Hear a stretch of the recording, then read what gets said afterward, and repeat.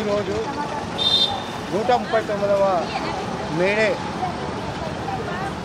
IFTU ఆధ్వర్యంలో ఈ రోజు నుంచి 30 వరకు వాడవాడల తెలంగాణ రాష్ట్ర వ్యాప్తంగా వాడవాడల ఎగరని చెప్పి ఈరోజు మేడే ఐఎఫ్టియుగా పిలుపునిస్తుంది.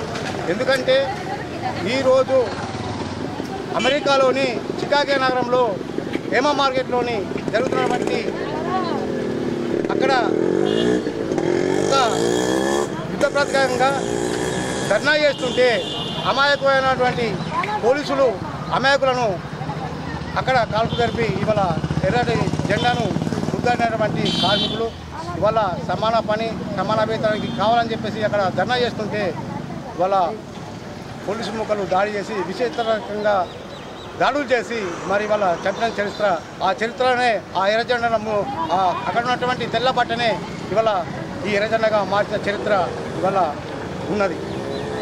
ఎందుకంటే ఇవాళ మరి దేశంలోని అనేక రకాలుగా కార్మిక చట్టాలను సవరణ చేస్తూ 42 కోళ్లను ఇవాళ 4 కోళ్లుగా చేసిన చరిత్ర ఇవాళ నరేంద్ర మోడీకి ఉంది. అట్లాగే ఇవాళ గిరిజనుల మీద దాడులు చేస్తూ ఆపరేషన్ కంగారు పేరుతో మరి వాళ్ళ గిరిజనులను నిలగొట్టే ప్రయత్నం చేస్తున్నారు. మరి అక్కడ ఆపరేషన్ కంగారును ఆపేయాలని చెప్పేసి అక్కడ ఉన్న పోలీసు బలగాలను వెనక్కి పంపాలని చెప్పేసి ఏఐఎఫ్టీగా మేము డిమాండ్ చేస్తున్నాం.